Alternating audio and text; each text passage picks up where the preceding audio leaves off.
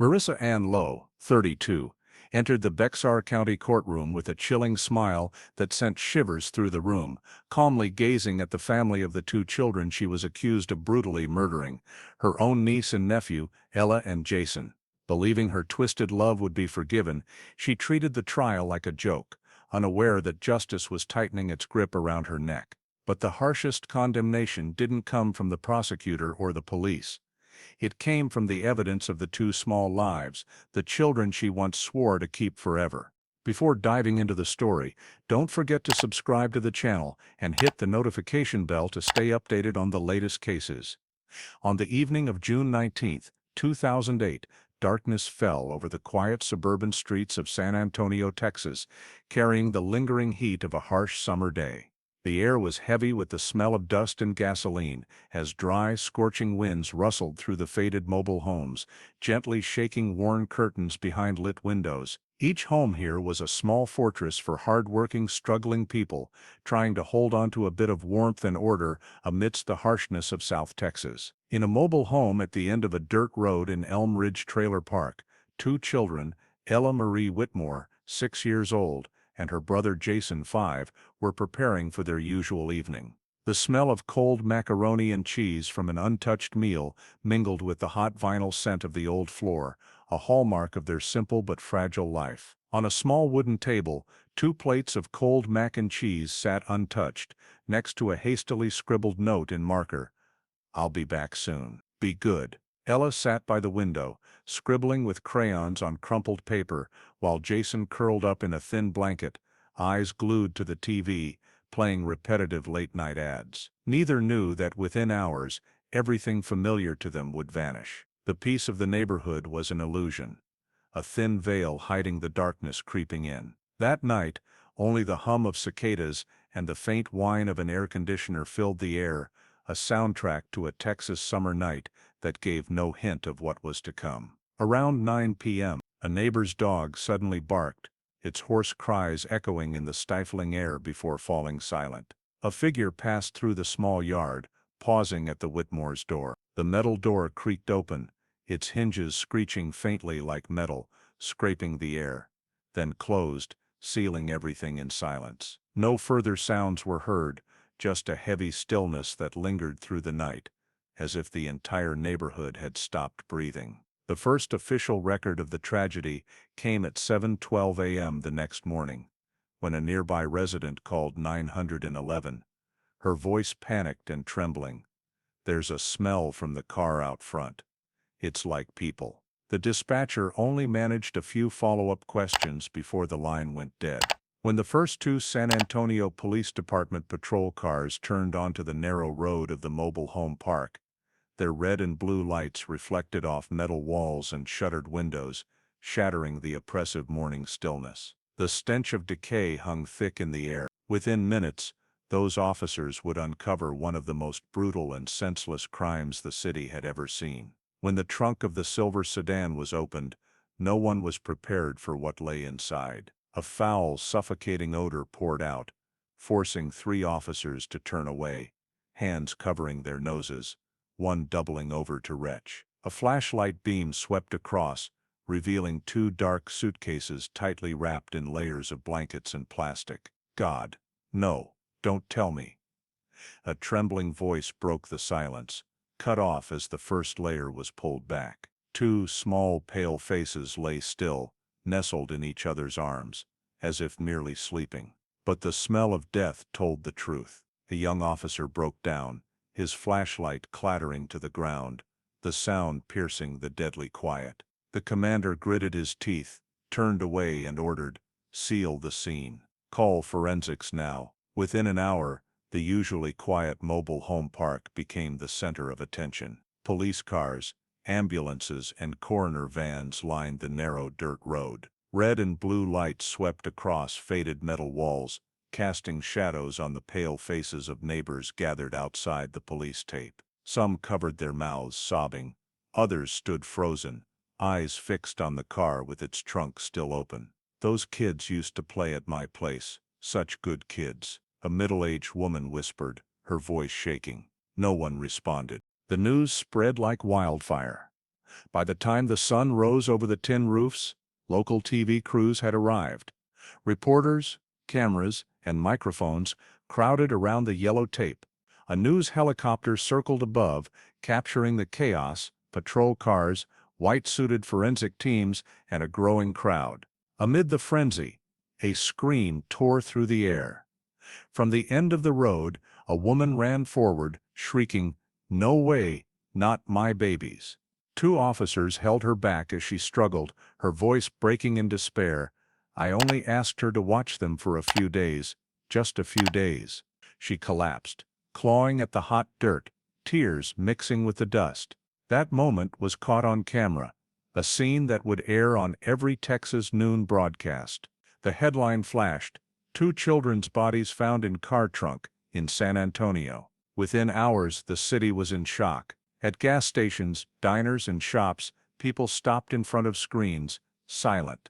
Downtown, City Hall lowered its flag. News anchors spoke in heavy tones.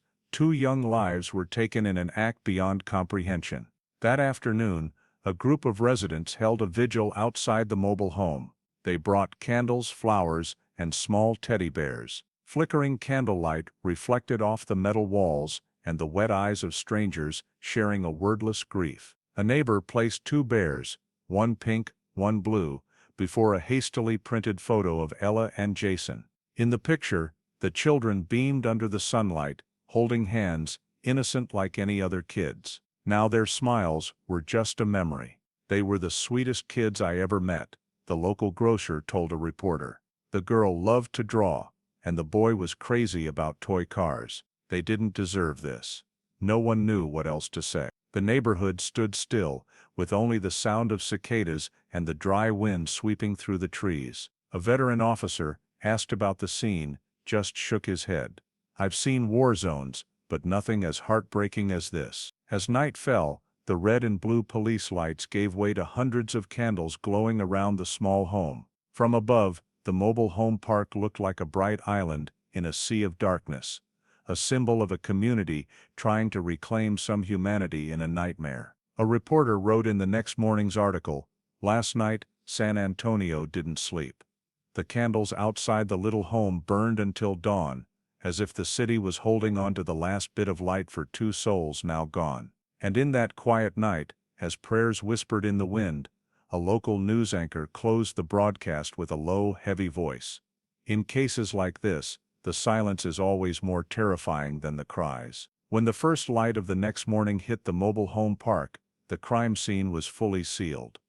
Curious onlookers still gathered outside the tape, but inside, the San Antonio Police Department's investigative team began the heaviest task of their careers. Detective Carla Ruiz, a seasoned investigator from the Special Crimes Unit, was assigned to lead. She approached the silver sedan, its trunk still open, her face tense, a surgical mask unable to block the smell of decay in the air. A forensic tech reported quickly, "No signs of forced entry or struggle, no blood around.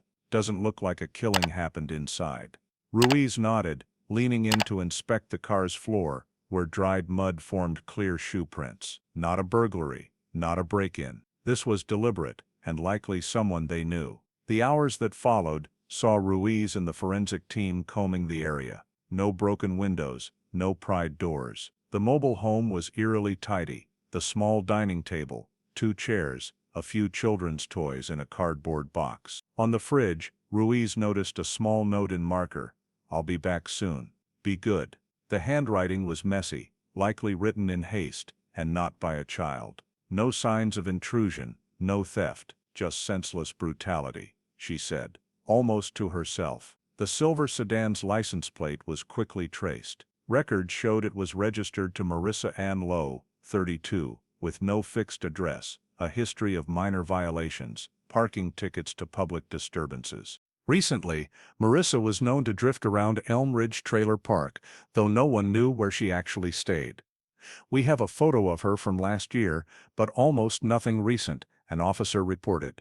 Ruiz studied the file photo, a brown-haired woman with deep, cold eyes and a tightly closed mouth, an expression as empty as a bottomless void. The team began interviewing neighbors. One said, "She'd come home late, carrying big bags, sometimes heavy suitcases, saying it was laundry. I asked, "Why not use a laundromat?" She laughed, said, "I like doing my own stuff." Another added, "Once I saw her talking to herself in the yard at night, circling her car, opening and closing the trunk. I thought she was drunk." The more Ruiz heard, the more uneasy she felt. She requested checks on local security cameras. Though most systems in this low-income area were outdated, a gas station camera nearby still worked. As the attendant loaded the footage, Ruiz held her breath.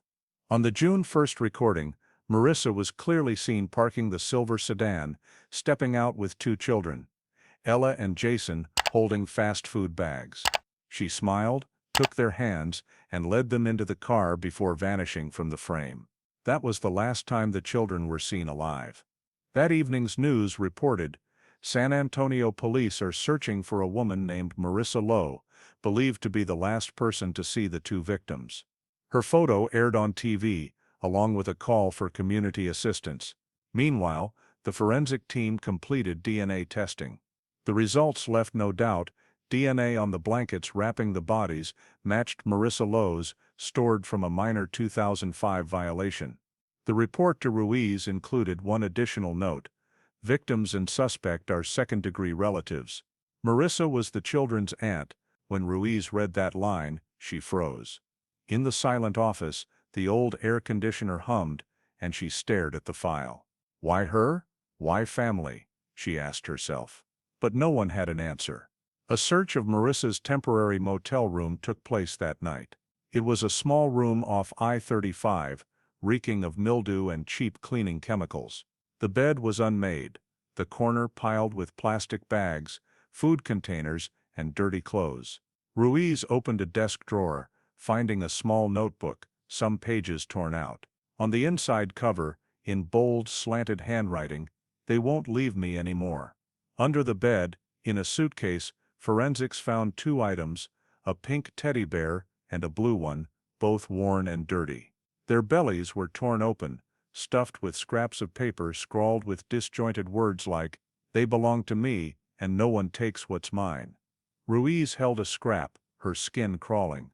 She didn't just kill them, she wanted to keep them. The evidence shifted the case.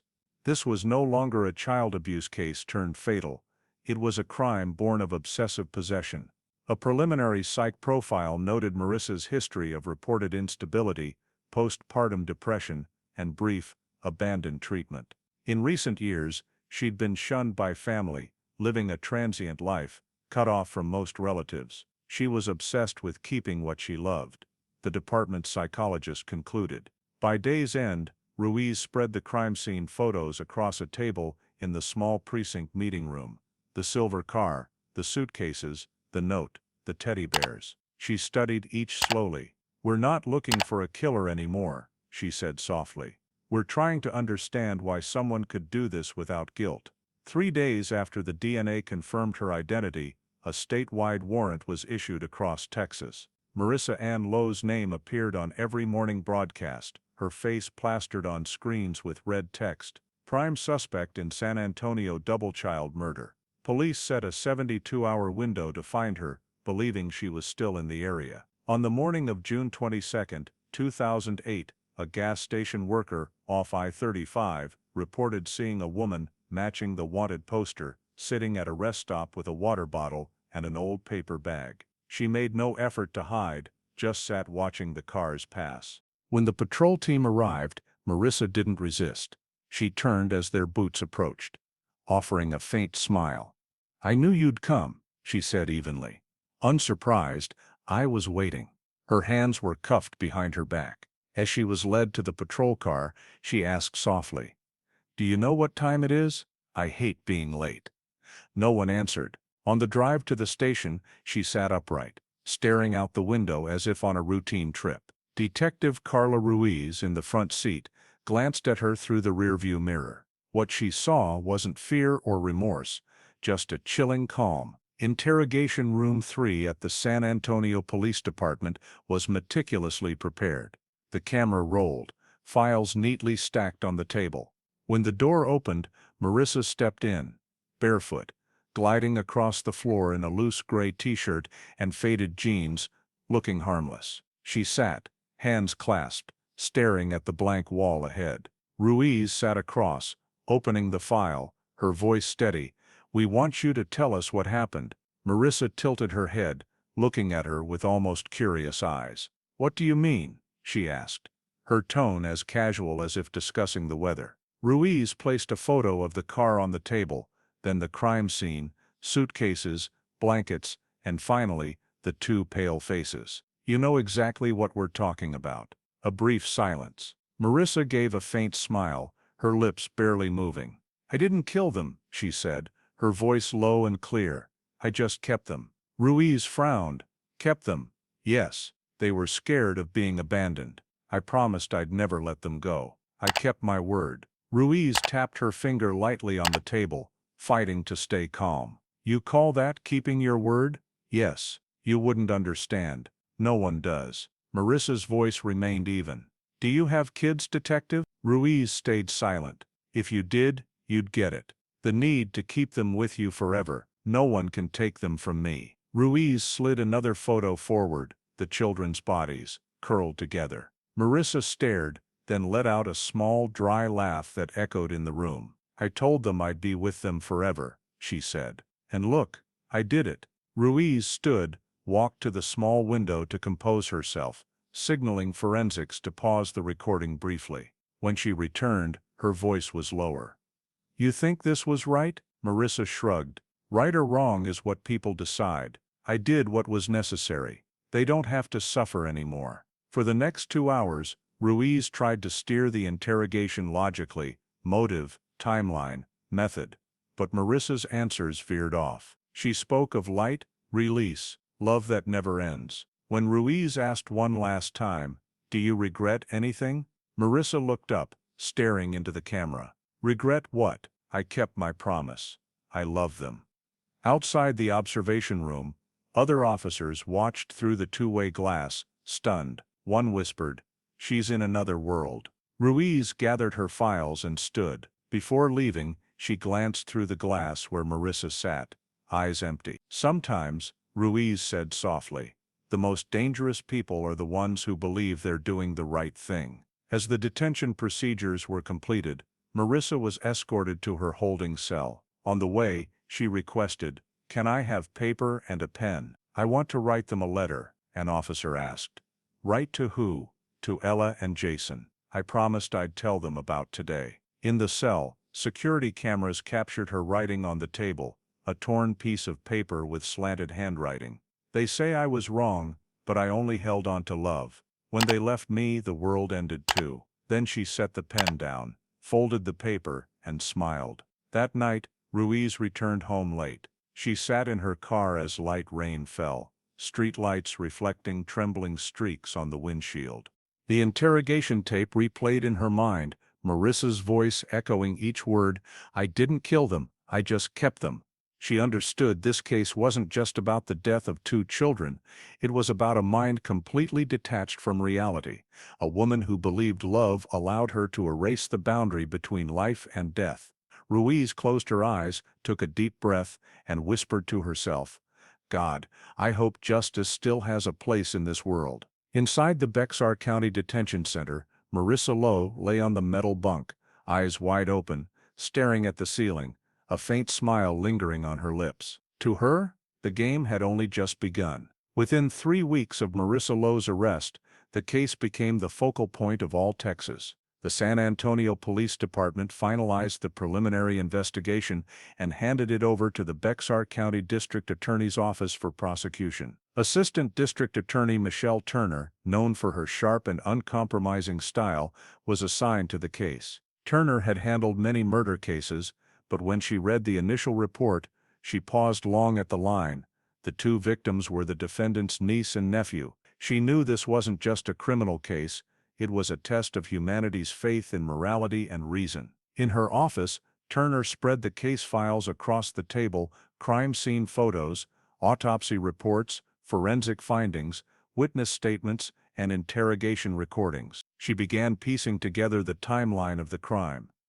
According to the forensic examination, the children had been dead for at least 2 weeks before their bodies were found. Their bodies showed signs of prolonged malnutrition, along with old and new bruises on their arms and shoulders. Inside the suitcases, examiners found fingernail scratches on the inner plastic lining, evidence the victims were alive when placed inside. Turner closed her eyes for a moment. The image choked her, but it also strengthened her resolve. "We have to end this in the courtroom once and for all." Turner's team gathered more evidence. A handwriting analyst confirmed the note. "I'll be back soon. Be good," matched Marissa's handwriting perfectly. In her motel room, they found a small notebook, considered her diary, with entries oscillating between love and obsession. "If they're not here, I have nothing left, and they must stay with me, even if I lose everything." This was the piece Turner needed to prove the motive wasn't accidental. Meanwhile, local media plastered the case on front pages with a name that quickly spread nationwide: the San Antonio suitcase murders. Sensational headlines flooded evening news. Woman hid niece and nephew's bodies in suitcases. Love or possession? Talk shows and weekend news segments dissected the case as an iconic crime story of the era. For Turner, the attention was both pressure and an opportunity to send a message: justice cannot compromise with warped love. After 2 weeks, Turner finalized the indictment. Based on physical evidence, forensic results, and testimony, the court confirmed 4 primary charges against Marissa Lowe: 2 counts of first-degree murder and 2 counts of child abuse, resulting in death. Additionally, she faced a charge of evidence tampering for deliberately concealing the bodies. At a brief press conference, Turner spoke clearly, each word deliberate. "We will prove this was not an accident, not an impulsive act, but a deliberate attempt to possess the souls of 2 innocent children. The defendant didn't kill in anger. She killed to be loved." Her statement was quoted across news outlets. Public opinion split. Some saw Marissa as a monster, others as mentally ill. The pressure led the court to appoint a public defender, Daniel Ross, known for winning complex cases involving criminal psychology. Ross took the case calmly. He read the entire file in 2 days, then said to his assistant, "She believes she's the victim, not the perpetrator." For Ross, the issue wasn't whether Marissa committed the crime, but that she didn't believe she was wrong. During the weeks preparing for trial, Ross met Marissa 3 times. He described her as an eerily calm woman, articulate but utterly devoid of guilt. She recounted events like an old story, emotionless, always ending with, "I did what I had to do." Ross knew this was a nearly unwinnable case, but he had to fulfill his duty as a defender, at least to ensure justice followed due process. Meanwhile, Turner and her prosecution team strengthened their case. They brought in a criminal psychologist to evaluate Marissa's file. The report concluded, the defendant shows signs of dissociative personality disorder and obsessive possession, but was fully aware of her actions. This was the key evidence to rule out a mental illness defense, the linchpin Turner needed. In early August, all evidence was sealed and submitted to the Bexar County Court. In the final internal meeting before the trial, Turner looked around the room and said briefly, "Justice must have its voice. We don't just represent 2 lost children, but everyone who believes love should never kill." Outside, San Antonio's skies unleashed a downpour, washing away the red dust clinging to the roads. In her cell, Marissa Lowe sat by the small window, lightning reflecting on her calm face. When a guard informed her that her case file had been sent to the court, she only smiled faintly, whispering, "Good. I want them to hear the real story." The over 2,000-page case file was officially stamped. The trial, the state of Texas, Marissa Ann Lowe, was set to begin in mid-September. The next step wasn't just a criminal trial, it was a confrontation between reason and distortion, between justice and a mind that believed love excused all sins. On September 14, 2009, Courtroom 2 of the Bexar County Courthouse in San Antonio was packed. From early morning, a long line of reporters, citizens, and legal observers queued along the hallway, waiting to enter what was called Texas's most shocking trial of the decade. Local TV stations set up cameras outside, satellite trucks from KINS, 5 and KSAT crowding the street. A sea of people surrounded the entrance, holding signs reading "Justice for Ella and Jason" high in the sun. The atmosphere was taut as a bowstring, a mix of outrage, curiosity, and an indescribable fear. Inside, the courtroom blazed with lights and the clatter of reporters' keyboards. The victim's family sat in the front row, faces gaunt after over a year of waiting.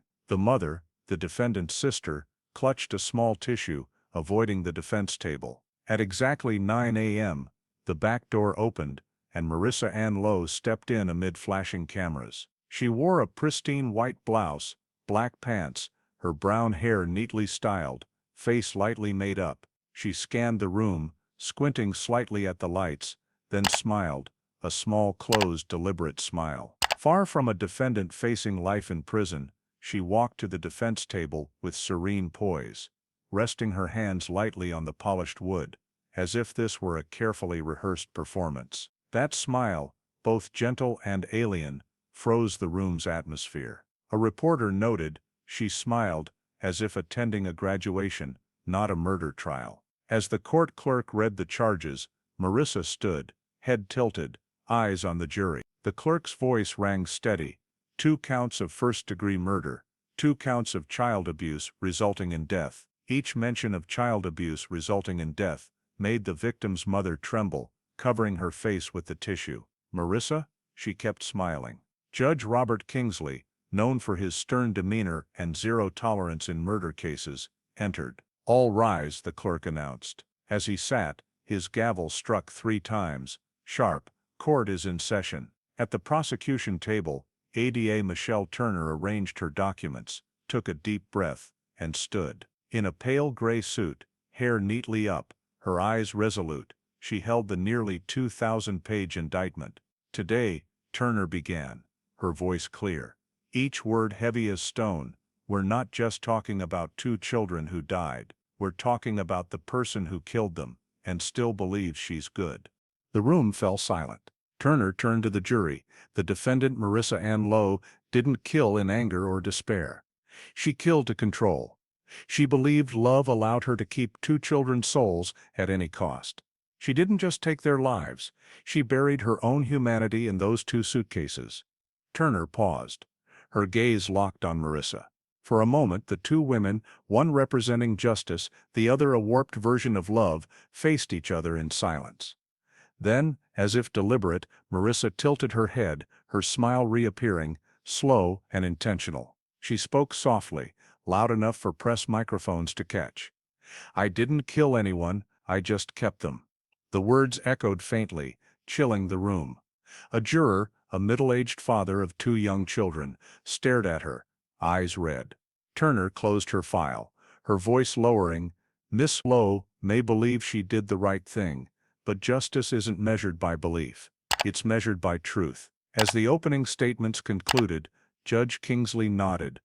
"The prosecution has presented its opening. Mr. Ross, defense counsel, your turn."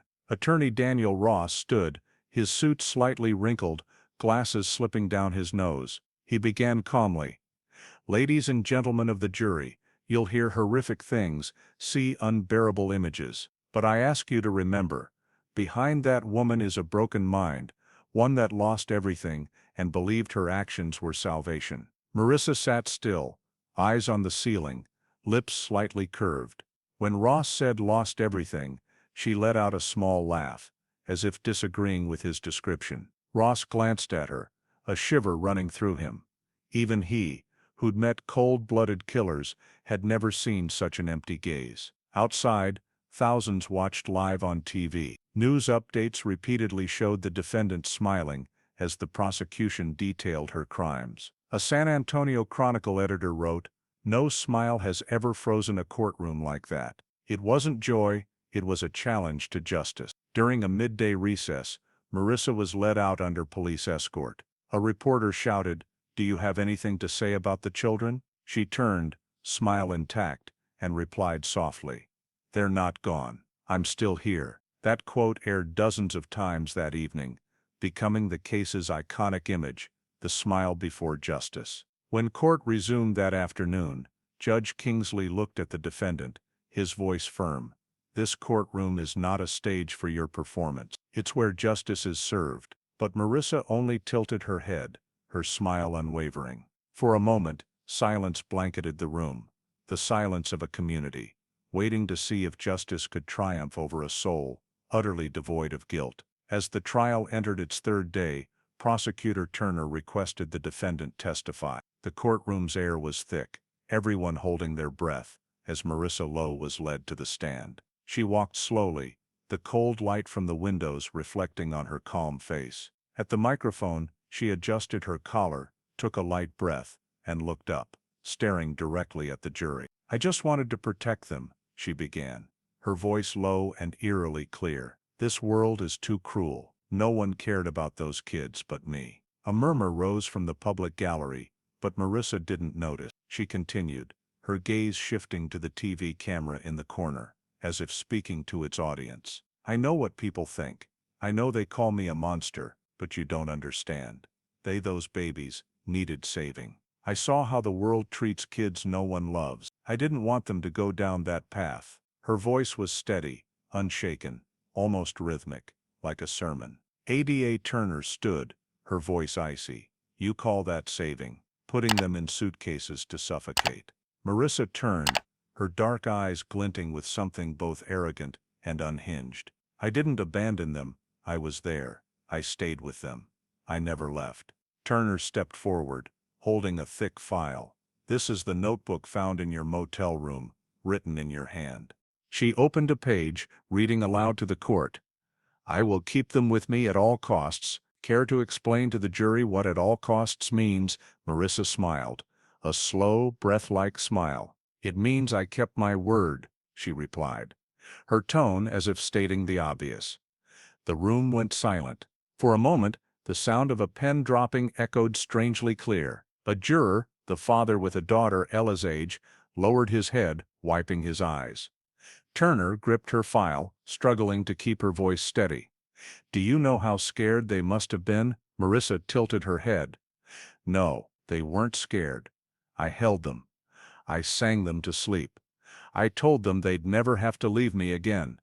And when everything was quiet, I knew they were at peace." Angry murmurs rose in the room. Judge Kingsley banged his gavel, his voice sharp. "Order." Marissa kept staring ahead, her lips curling into a gentle, chilling smile.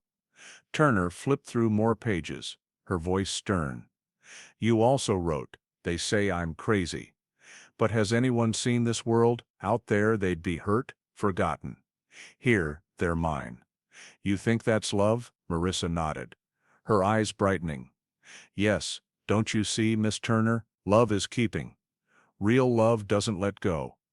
I couldn't let them vanish like everyone else in my life." A reporter noted, the defendant spoke of love, but her voice held no warmth. Turner clenched her fist, her voice thick with anger. "You don't get to call that love. I had the right to do whatever was necessary to protect them," Marissa replied, slow and certain. "None of you know that feeling, losing everything, being robbed of it all, then seeing two little souls clinging to you. I only did what any mother would do." No one spoke further. Marissa stepped back, hands clasped, eyes on the courtroom ceiling. As the judge allowed her to return to the defense table, she passed through the public gallery. The children's mother sobbed, head bowed, as Marissa paused briefly, looking at her sister. "You wouldn't understand," she whispered. "I kept my promise." The woman broke down, screaming, "Don't say another word. You killed them." The judge's gavel pounded repeatedly, but the silence that followed was heavier still. Turner sat, staring straight ahead. The jury remained quiet, many avoiding the defendant's gaze. Marissa leaned back in her chair, closing her eyes briefly, her smile intact, as if she'd just proven something greater than her guilt. San Antonio Chronicle reporter described that day's trial in one line.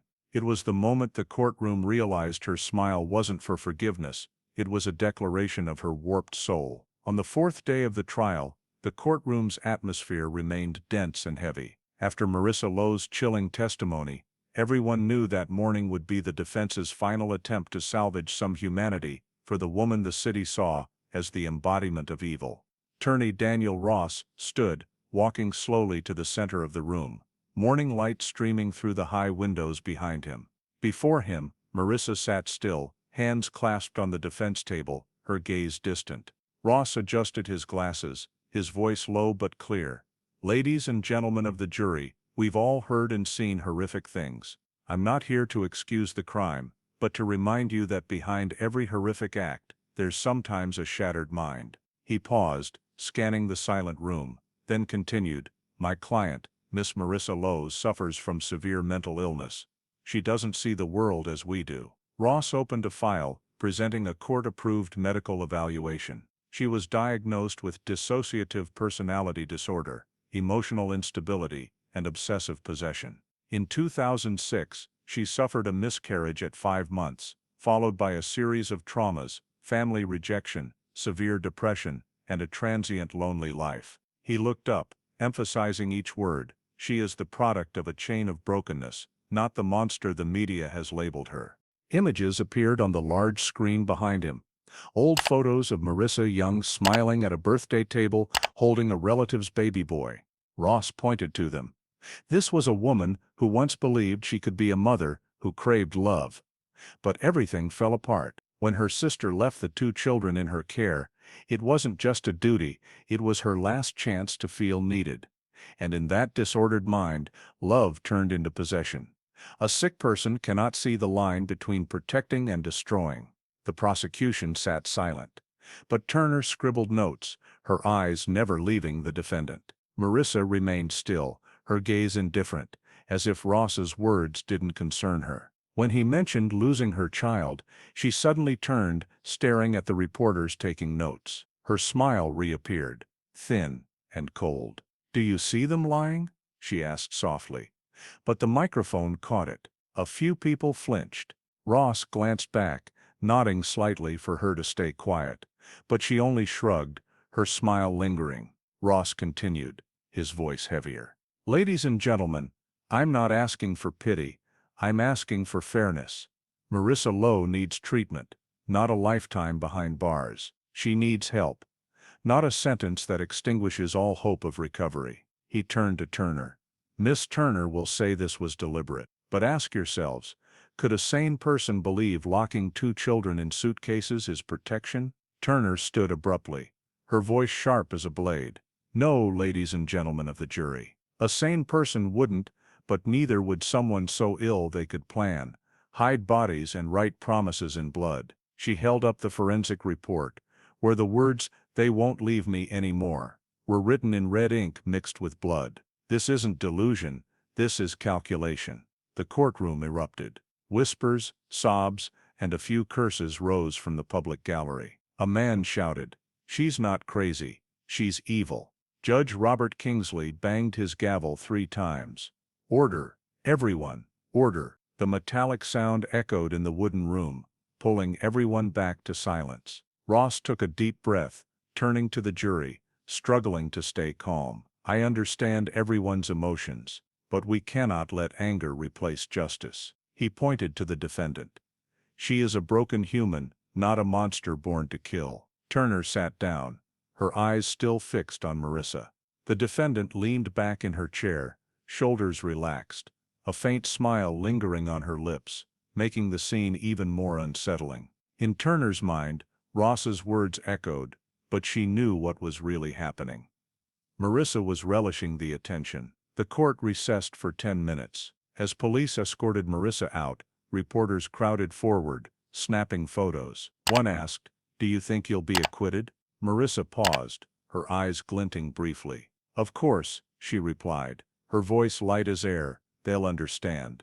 Her words froze the hallway. When the trial resumed, Ross concluded his defense with a statement later quoted in numerous articles. "A person can be severed from reality, driven by the darkness in their own mind. But only when we stop believing in redemption does our society truly fail." Judge Kingsley looked at him, nodded slightly, then turned to Turner. "The prosecution will respond tomorrow morning." Court is adjourned. The gavel's sharp crack ended the long day. In the front row, the victim's mother collapsed onto her husband's shoulder, while at the defense table, Marissa Lowe sat still, her gaze distant, lips faintly curved. To her, this wasn't a condemnation. It was a play where she was the star, smiling before the curtain fell. On the fifth day of the trial, the prosecution began its witness testimonies. The courtroom was packed, the air humid and heavy. Everyone sensing this would be the day. Fragmented pieces formed a complete picture, and the nightmare would take on a specific face. The first witness was Lorraine Mayers, 63, who lived across from the Whitmore family's mobile home.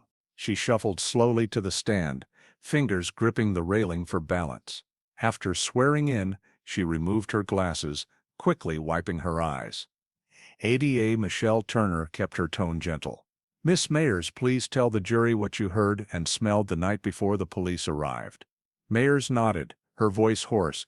"I heard rustling from their house, then a clank, like metal scraping the floor. At one point, I heard a tiny cry, like a child choking, lingering. Then it stopped."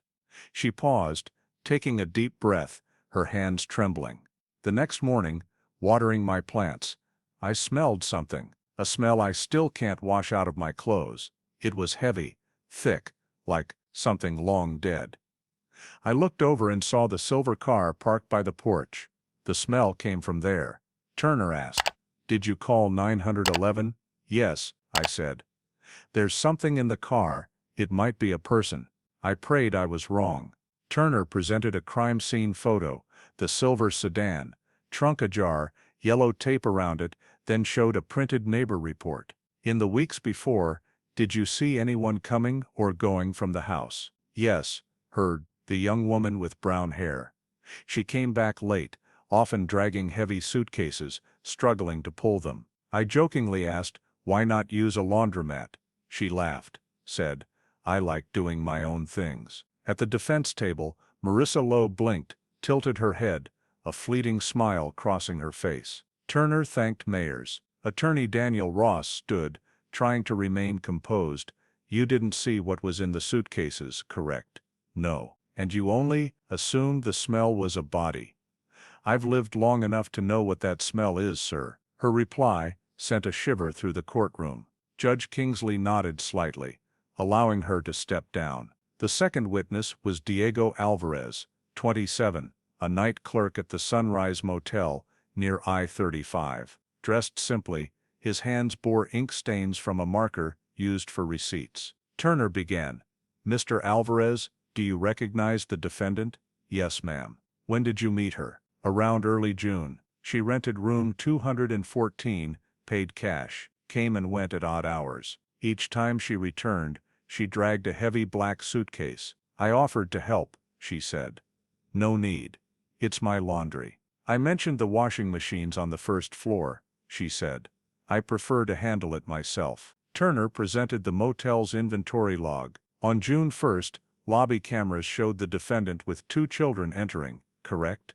"Yes." "And in later footage, did you see the children leave with the defendant?" Alvarez swallowed hard.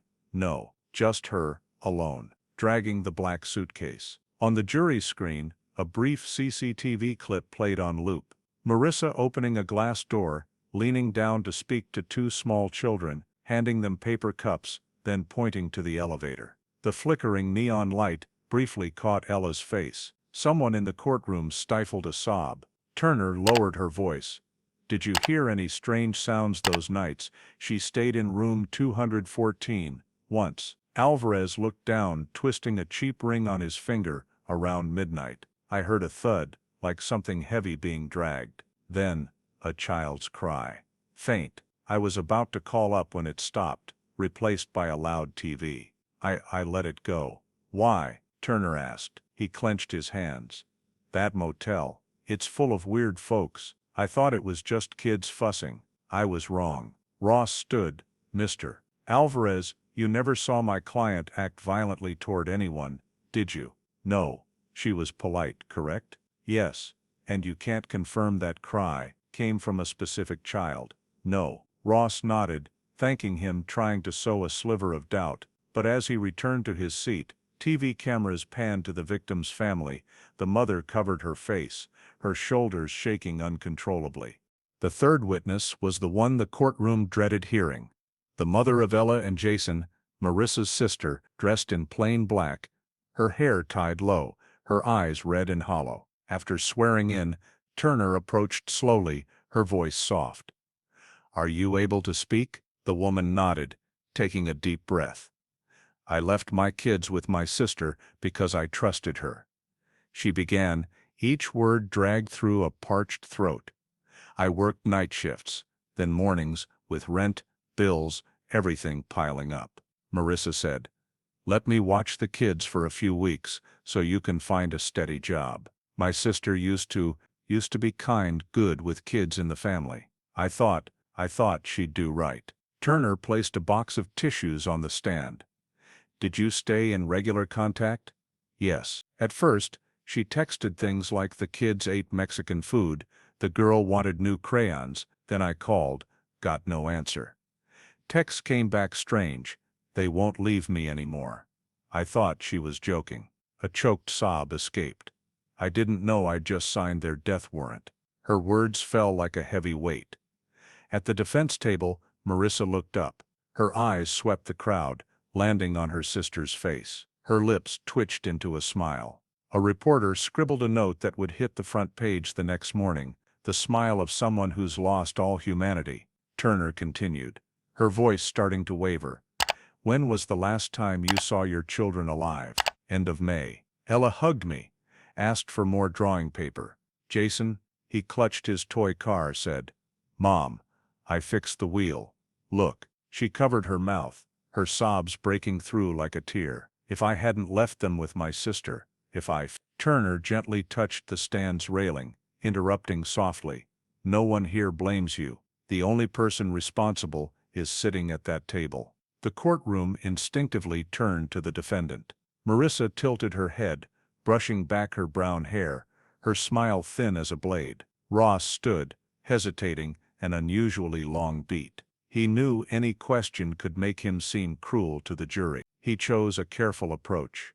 "Did you ever see your sister act mentally unstable?" "Yes. But she still knew right from wrong," the mother replied, her voice hardening. "She knew keeping didn't mean taking lives." "Did your sister ever help care for your children before?" "Yes. But she changed." "Did you ever ask her to return the children before this happened?" "Yes. She said, next week. Then she blocked my calls." Ross fell silent, asking no more. Turner called the forensic expert to reconfirm evidence. Scratches inside the plastic lining. Time of death. Traces of cleaning agents on the suitcases. Fabric fibers matching blankets from the motel to those wrapped around the bodies. The large screen displayed close-ups of two worn teddy bears, their bellies torn, stuffed with scribbled notes.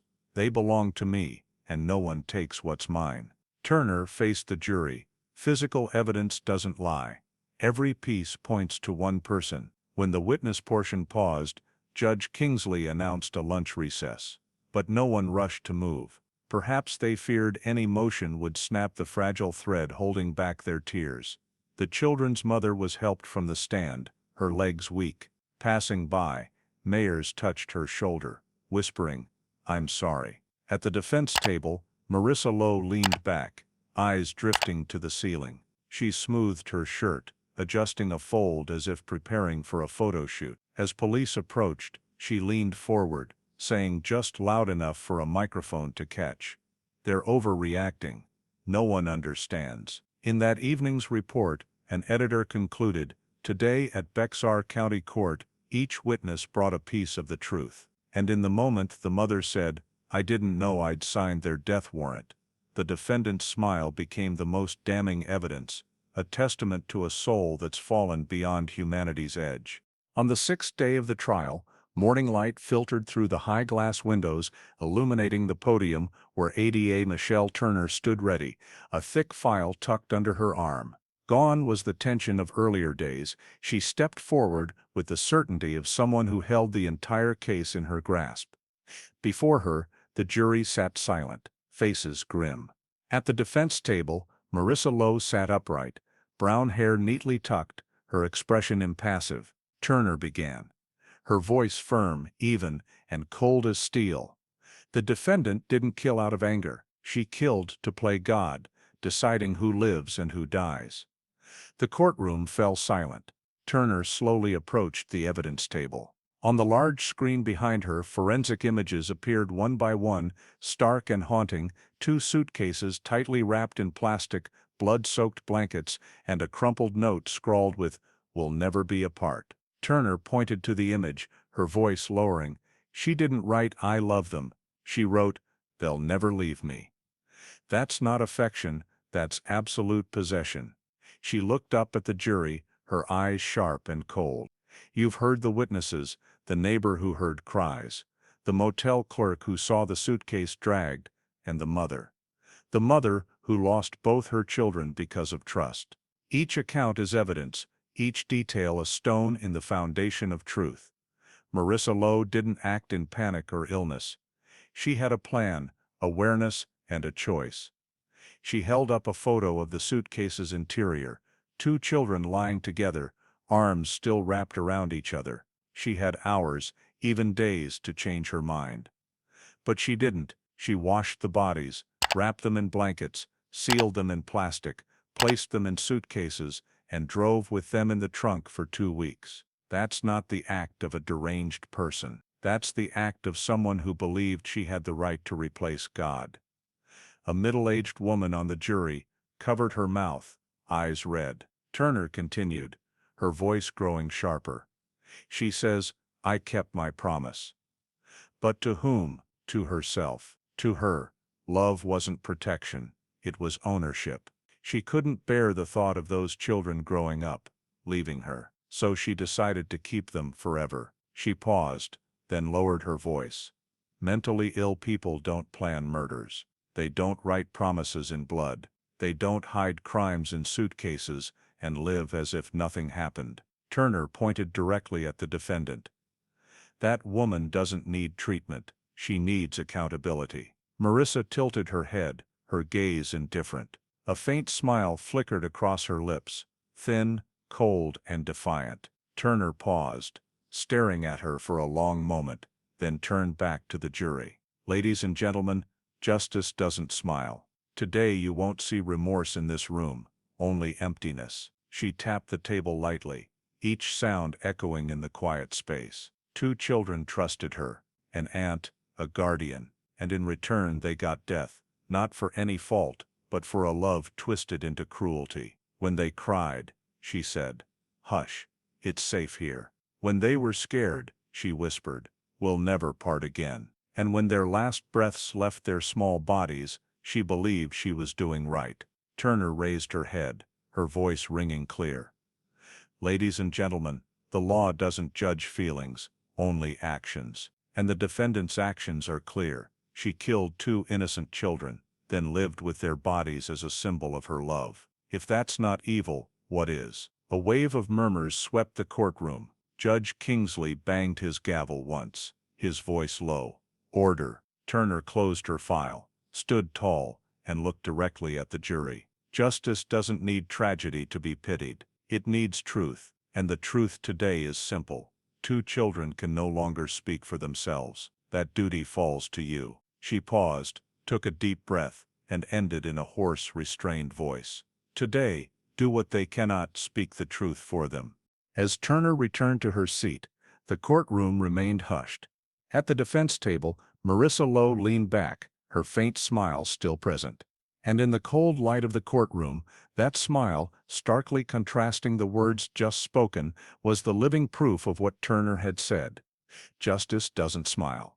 That afternoon, after 88 Turner's incisive closing, Judge Kingsley announced a recess for the jury to deliberate. The heavy wooden door closed at 2:15 p.m., leaving behind a thick silence, the kind only felt when justice is being weighed with every breath. In the courtroom, people lingered, reporters typed softly. Cameras stayed trained on the defense table, where Marissa Lowe sat upright, hands clasped on her lap, eyes drifting to the ceiling as if dreaming elsewhere. 9 hours passed. The deliberation room's door remained shut, its lights still on. Outside, Ella and Jason's family sat huddled on hallway benches, clutching rosary beads. The mother whispered prayers. "Please God, let my children rest, and let justice be heard." In a corner, TV reporters waited, coffee gone cold, as updates flashed. Jury in San Antonio suitcase murders still deliberating after 8 hours. The city held its breath. In the courthouse holding cell, Marissa requested to see a guard. "I want a mirror," she said, her voice calm and polite. The young guard hesitated. "A mirror? Yes. I need to fix my hair." She smiled, her eyes strangely bright. "I want to look nice when I'm freed." Her words left the guard speechless. He nodded faintly and turned away. Marissa bent over a small mirror brought to her, smoothing her hair with her fingertips, pursing her lips to reapply faded red lipstick.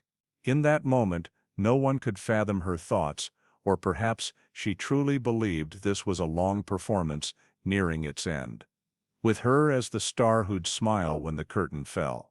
At 8:45 p.m., the hallway's tension was palpable, every breath audible. A San Antonio Chronicle reporter wrote in her notebook, "She smiles, like someone heading to a party, not a verdict." Inside, a guard reported Marissa requested a glass of water and a comb, then asked softly, "Do they think they'll let me go?" No one answered. Meanwhile, outside the courtroom, the victim's family knelt in each other's arms. The mother sobbed wordlessly, the father gripping his wife's hand, eyes closed, lips moving. Just justice, nothing else. The hallway lights cast shadows on their weary, gaunt faces, filled with fragile hope, the kind only those who've lost everything can cling to. At the end of the hallway, Turner sat alone with a cold coffee, her back against the wall. She had been through dozens of trials, but none left her with a chill like this one. Whatever the outcome, she knew the truth would haunt her forever. The image of a woman who could smile into a camera while hearing about the deaths of 2 children. At exactly 9:17 p.m., a police officer hurried down the hallway, whispering to the court clerk. The courtroom door opened. The jury has reached a verdict. The news spread like a spark. Within minutes people poured in, chairs clattering, shoes scraping the wooden floor. Turner stood, straightened her files, and took a deep breath. The victim's family clung to each other, tears falling before they could be wiped away. Marissa was led back into the courtroom. She smiled, asking the officer beside her softly, "Do they remember me?" "Be quiet," he replied. She gave a small laugh, tilting her head. "It's fine, they will." As she passed through the door, camera flashes lit up again. She sat, back straight, hands lightly clasped, her index finger tapping the table. Her face showed no fear, only an arrogant anticipation, as if she knew the story would end her way.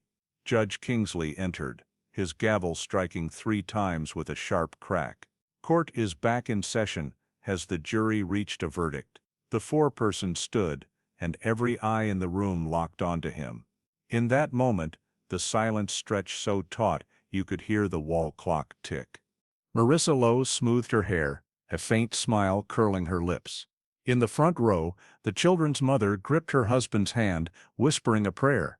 Turner looked at the jury, her gaze calm, but lips pressed tight. Finally, the foreperson opened the envelope, his voice hoarse with exhaustion. "The court has a verdict." The room held its breath. Justice was only a few heartbeats away. The courtroom was deathly silent as the foreperson handed the verdict envelope to the clerk. Judge Robert Kingsley carefully opened it, scanned the lines, then looked up, his voice low and heavy, carrying the weight of the room. "The court has received the jury's verdict." He surveyed the room, his gaze lingering on the front row where the victim's family trembled, clutching each other's hands. "The jury, after 9 hours of deliberation, has reached a unanimous decision." He paused for a second, then declared firmly, "The court finds the defendant, Marissa Ann Lowe, guilty of first-degree murder and 2 counts of child abuse resulting in death." The words reverberated through the room. A sob broke from the front row, followed by choked cries mingling with the sound of dropping pens and shifting chairs. Turner closed her eyes, releasing a breath she'd held for minutes. Behind her, reporters froze, keyboards silent, cameras still, everything halted, leaving only the judge's voice resonating in the heavy air. For crimes that surpass the bounds of reason and humanity, the court imposes the maximum sentence under Texas law: life imprisonment without parole. The phrase "life imprisonment without parole"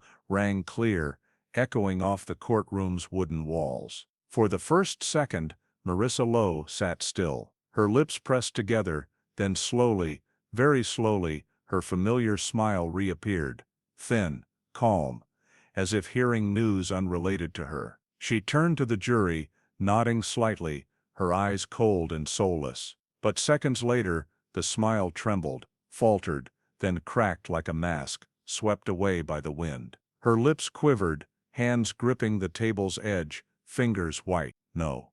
A faint whisper escaped, fragile, like a shattered breath. Judge Kingsley maintained his steady tone. "Miss Lowe, this court gave you every chance to speak, to explain, to be heard. But you never showed a shred of remorse. Even when faced with evidence, you chose to smile." He looked down at the verdict, then up, his gaze icy. "Justice doesn't need your smile, Miss Lowe." Those words fell into the void, a final blade severing the delusion of a woman who believed she could control life and death. Marissa lifted her head, mouth opening as if to speak, but only broken breaths emerged. Tears welled, sliding down her pale cheeks. She trembled, shaking her head weakly, searching for someone's gaze, perhaps Turner, or her sister in the front row. But no one looked back. Turner sat silent, hands clasped tightly, eyes fixed on the table, while the mother buried her face in her husband's shoulder, tears soaking through. The judge struck his gavel 3 times. The dry wooden sound rang like a final bell, closing a long, heavy chapter. The court is adjourned. The case of the state of Texas Federal Marissa Ann Lowe is closed. Reporters surged to their feet, cameras flashing in unison. One scribbled, "The moment her smile died, Marissa Lowe's final delusion collapsed with the verdict." Police approached to cuff the defendant. As they touched her shoulder, Marissa flinched, as if waking from a dream. She mumbled softly, "I just wanted to keep them. That's all." The officer didn't respond, pulling her to her feet. She glanced back at the room, where every eye now avoided hers. Outside, the courthouse hallway was packed. When the door opened, flashes lit up like lightning. Turner emerged first, her steps slow but steady. A reporter asked, "Do you think this is justice?" Turner paused, answering briefly, "Justice isn't a victory. It's just balancing what's been lost." Meanwhile, police led Marissa through a side exit, avoiding press lenses. She looked back one last time, eyes red, her voice hoarse, caught between a sob and a laugh. "I promised, they're here with me." Her words dissolved into the sound of a police car starting. As night fell over San Antonio, dozens stood silently outside the courthouse, candles in hand. The wind carried the scent of smoke and damp air, swirling around small flowers placed beside a sign scrawled in marker, "For Ella and Jason, you are free now." In this city, people would long recall Marissa Lowe's smile as a symbol of ultimate distortion, a smile of someone who believed she was God, until justice descended, cold and merciless. The story of Marissa Ann Lowe and the innocent children Ella and Jason is not just a family tragedy, but a reflection of deep-seated fears about isolation, mental health, and community responsibility in today's America. Marissa wasn't a demon born to kill, but the result of prolonged brokenness, a woman isolated, disconnected from reality, unnoticed until tragedy struck. Her courtroom words, "I just wanted to protect them. This world is too cruel," reveal a mind warped by fear and obsession, but they also raise a question: where was society when someone like her began to slip? In America, where mental health issues are increasingly urgent, this story is a reminder that love cannot substitute for professional help, and kindness requires timely intervention. Had family, neighbors, or the community noticed Marissa's signs of instability, her transient life, isolation, or strange remarks about keeping souls, perhaps 2 children wouldn't have died. In the context of modern America, where millions face depression, anxiety, and loneliness post-pandemic, this lesson is vital. Listen, intervene, and never dismiss, even the vaguest cries for help. In San Antonio, people still lay flowers for Ella and Jason, not just to remember, but to remind each other that justice cannot undo the past. But compassion, acted upon in time, can save the future. If you believe justice and compassion can prevent tragedies like Ella and Jason's story, hit subscribe to join us in exploring cases that force America to confront itself. Thank you for watching. See you in the next video, where every story leaves a lesson about humanity, pain, and hope.